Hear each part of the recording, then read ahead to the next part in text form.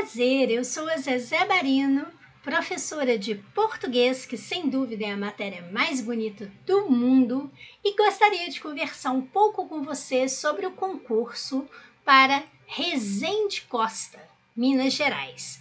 Vamos conversar um pouquinho sobre o edital, vamos fazer algumas questões da banca para que você possa conhecer um pouco do concurso. Então veja, a banca organizadora será IBGP. São 66 vagas para nível fundamental incompleto, para médio, técnico e superior. A remuneração vai de R$ 1.200 até R$ 13.000. Inscrições de 19 de fevereiro até 19 de março. E teremos a prova dia 14 de abril, chegando, hein? Pertinho. Vamos estudar? Vamos garantir a sua vaga nesse concurso? Então veja o seguinte, português, eu tenho aqui o programa para nível superior, o programa para nível médio e técnico, e você vai observar que nós não temos grandes diferenças, não. O que, na verdade, eles fazem é trocar algum termo de posição, colocar uma palavra que sintetiza tudo, tá? Então, vamos analisar aqui esse programa do nível superior. Então, aparece compreensão e interpretação de textos. Você sabia que se você souber a diferença de compreender para interpretar, você consegue saber se a resposta está escrita no texto ou se isso será um pressuposto e uma inferência? Tá? Ou uma inferência, um pressuposto e um subentendido. E como você sabe o que é pressuposto e subentendido? Isso tem que ser explicado para você. Quando você fala em tipos textual, você sabe, né? Quando você fala nessa tipologia textual, você sabe a diferença que nós temos entre, por exemplo, texto narrativo, texto descritivo. Você sabe a diferença de um texto argumentativo para um texto expositivo? Você sabe o que é um texto injuntivo ou de injunção? Pois é, você quando fala de tipos textuais, é muito importante que você bata o olho e identifique. Não é ficar sabendo simplesmente a teoria. O mesmo acontece com os gêneros textuais. Você sabe qual a diferença de um conto para uma crônica? De uma notícia para uma reportagem? Você sabe o que é charge e o que é quadrinho? Então temos que reconhecer isso. Também a variação linguística. Claro, existem vários usos na língua. Então, por exemplo, se pergunta se houve uma marca de oralidade ali dentro. Você sabe o que é uma marca de oralidade? Quando você fala aqui de discurso direto e indireto, pode até parecer simples, mas o indireto livre, você conhece? E coerência e coesão textuais? Você sabia que aqui dentro você vai observar, por exemplo, o uso das conjunções, você vai observar aqui dentro a questão da pontuação, do emprego de um determinado tempo e modo verbal, certo? Temos muito que estudar aqui. As estratégias argumentativas. Vou te dar um exemplo aqui. Você está lendo um texto e a pessoa diz lá, segundo fulano de tal, professor da USP, isso é uma estratégia argumentativa. Ele está usando um argumento de autoridade. Para quê? Para poder respaldar a opinião dele. Certo? Nós temos aqui os processos de formação de palavras. Você sabe a diferença que existe entre derivação e composição? Você sabe, por exemplo, o que é uma composição por justaposição e uma composição por aglutinação? E as classes de palavras? São 10. Artigo, substantivo, adjetivo, numeral, pronome, verbo, advérbio, preposição, interjeição e conjunção. Mas você não tem apenas que identificar e flexionar, você tem que também saber o emprego. Então a gente pega, por exemplo, um pronome pessoal oblíquo átono, o o e o lhe. Quando eu uso o e quando eu uso lhe? Além disso, onde eu coloco na frase esse pronome pessoal oblíquo átono? Afinal de contas, ele pode ficar antes do verbo, isso se chama próclise, no meio do verbo, mesóclise, ou depois do verbo, ênclise, certo? Você vai observar que nós temos aqui também a sintaxe. E na sintaxe cobra-se os aspectos sintáticos, mas também os semânticos. Quando se fala em semântico, está falando em sentido. Então, nós temos aqui dentro as funções sintáticas. Você sabe, por exemplo, a diferença de um aposto para um vocativo? De um predicativo do sujeito para um predicativo do objeto? E adjunta de nominal para complemento nominal e objeto indireto? Você sabe? Pois tem que bater o olho e saber. Não é ficar enrolando, não é saber isso só na teoria, não. Você tem que saber aplicar isso. Temos aqui dentro também a questão das orações no período composto. Se eu tenho lá uma oração subordinada substantiva, uma oração subordinada adjetiva, uma oração subordinada adverbial, você tem que olhar para ela e identificar rapidamente, né, o tipo de oração que é. E é possível fazer isso, tá? Depende de como você estuda. Claro, a concordância, a regência, daí o uso de crase, isso sempre vai aparecer. O uso dos pronomes relativos, você sabe quando você usa o pronome relativo cujo? Você sabe quando você põe uma preposição antes do pronome relativo que? Você sabe usar os sinais de pontuação? Sabe quando a pontuação pode alterar o sentido?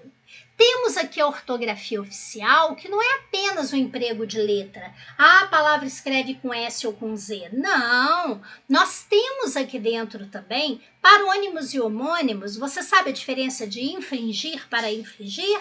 Você sabe, por exemplo, quando você usa o porquê junto, separado, com acento, sem acento? Você sabe que o emprego do hífen no novo acordo ortográfico entra aqui? E também a acentuação gráfica em relação ao novo acordo ortográfico? Ou seja, é um programa extenso. Temos que saber isso a fundo.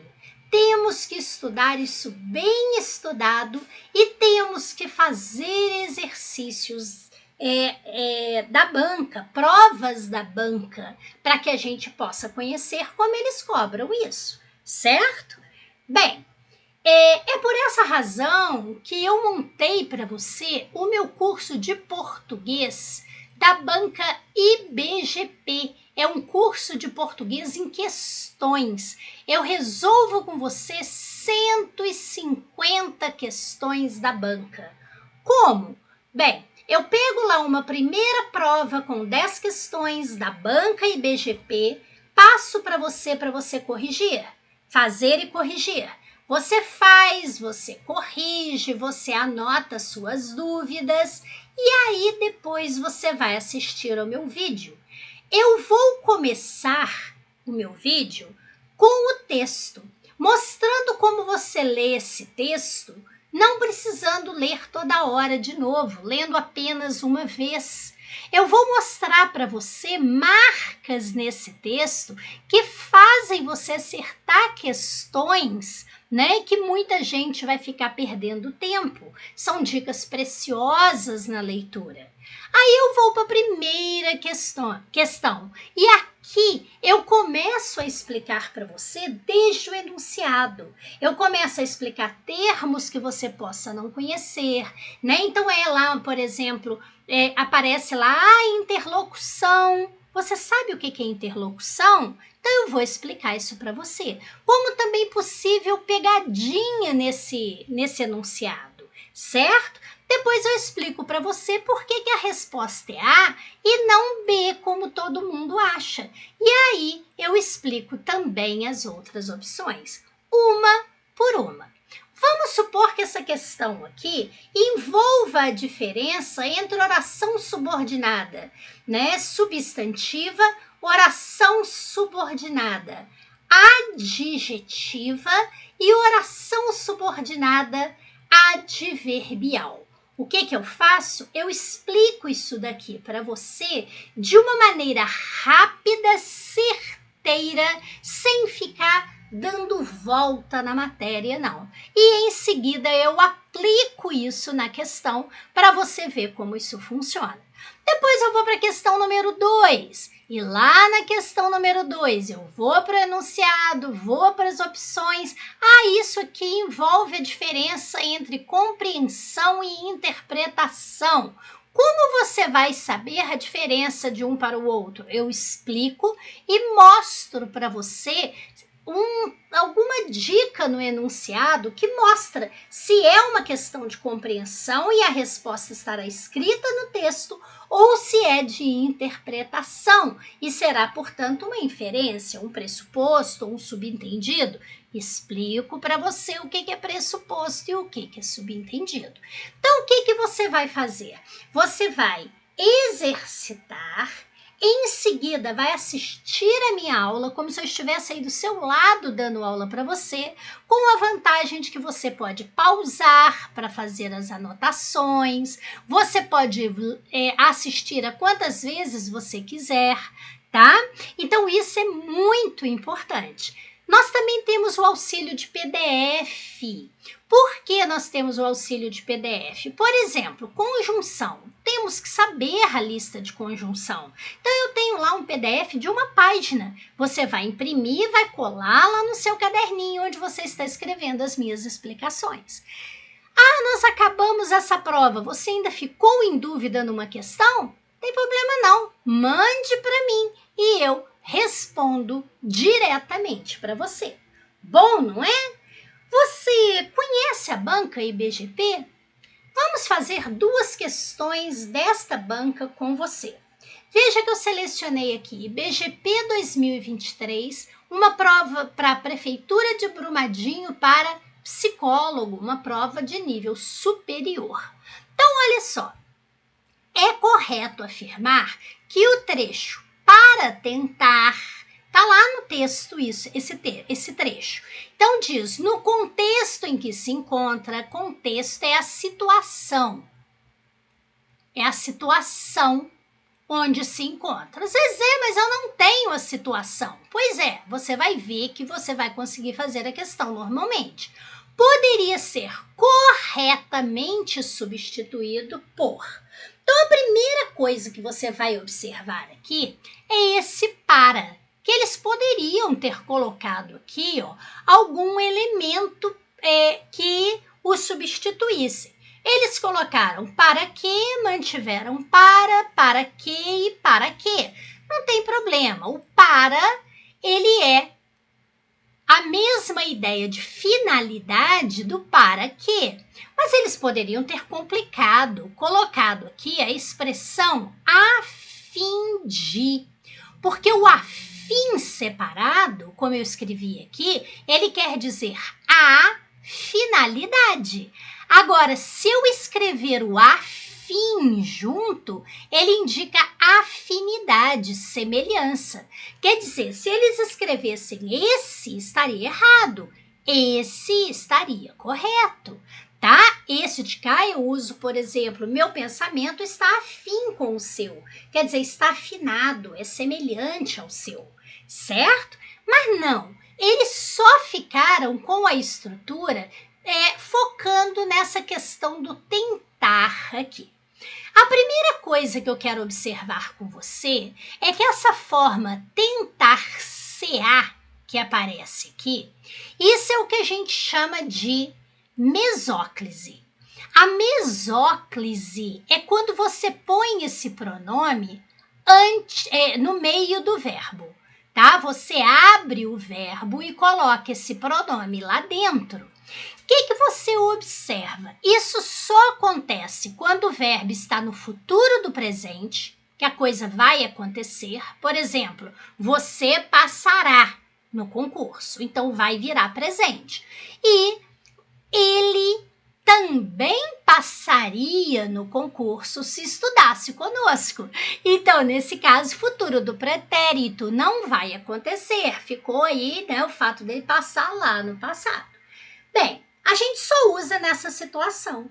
Então, quando a gente fala em tentar-se-á, é, na verdade, a forma tentará que é um verbo no futuro do presente, ele tentará, e aqui a gente abriu esse verbo e colocou o pronome se no meio. E por isso que ficou tentar-se-á.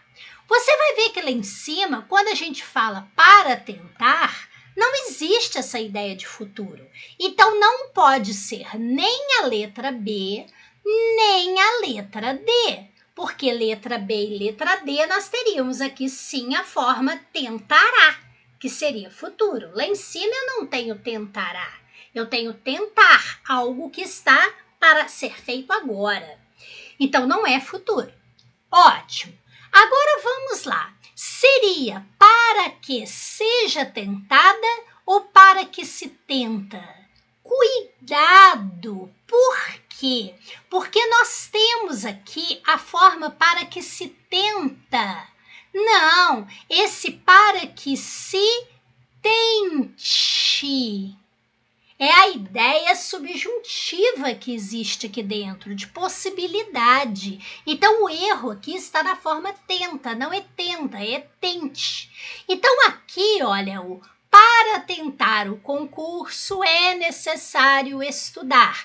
Para que seja tentada, né, a vaga no concurso é necessário estudar. Sim, então a forma aqui será para que seja tentada, né? Então, para tentar, existe aqui uma ideia ativa e para que seja tentada a vaga, para que a vaga seja tentada, uma ideia passiva. Só que isso daí eu explico lá no nosso curso. Mas veja que você consegue fazer a questão de uma maneira rápida, já eliminando de cara as letras B e D, certo? Só de você saber essa dica aqui, certo? E olha quanta coisa você aprendeu nessa questão, não é verdade? Agora veja a outra questão que nós temos aqui. Essa questão diz assim: analise o trecho a seguir retirado do texto para responder as questões de 5 a 7. Eu coloquei aqui a questão 7. O trecho é: os dados são de um levantamento do Google que ouviu 1.000 pessoas de todo o país. Então, está dizendo, é correto afirmar que o trecho que ouviu 1.000 pessoas de todo o país exerce a função sintática de quê? Então, agora preste atenção. Não está dizendo que esse trecho aqui é um sujeito, ou é uma adjunta adverbial, ou é uma adjunta adnominal, ou é um objeto direto. Não, porque aqui dentro, ó, tem um verbo. E se tem um verbo, isso daí é uma oração. Só que o que as pessoas não sabem é que as orações, elas exercem funções sintáticas. Por exemplo, a oração que exerce uma função sintática de adjunto adverbial, ela é chamada de oração subordinada adverbial. A oração que exerce uma função sintática de adjunta adnominal, ela é chamada de oração subordinada adjetiva. E a oração que exerce as outras funções sintáticas, como de sujeito, objeto direto, objeto indireto, complemento nominal, aposto, predicativo, né? Esta oração é chamada de oração subordinada substantiva. Lembra que eu falei para você que cada oração tem uma marquinha só dela? Então, vamos entender a marquinha neste caso aí. Esta oração aqui, ela começa com um que. Primeira coisa, você observa que aqui diz assim, os dados são de um levantamento do Google, uma oração. Aí depois está dizendo que ouviu 1.000 pessoas de todo o país. Quem é que ouviu 1.000 pessoas? Né? Foi o tal levantamento do Google. Então, esse termo que, ele substitui um termo anterior. É como se eu dissesse, a mulher que reclamou voltou. Eu estou dizendo que a mulher voltou, eu estou dizendo que a mulher reclamou. Para eu não repetir o termo, eu coloco esse que. E esse que, você nota que nessa frase aqui, ó, pode ser substituído por o qual. Eu digo lá, os dados são de um levantamento do Google, o qual ouviu 1.000 pessoas de todo o país.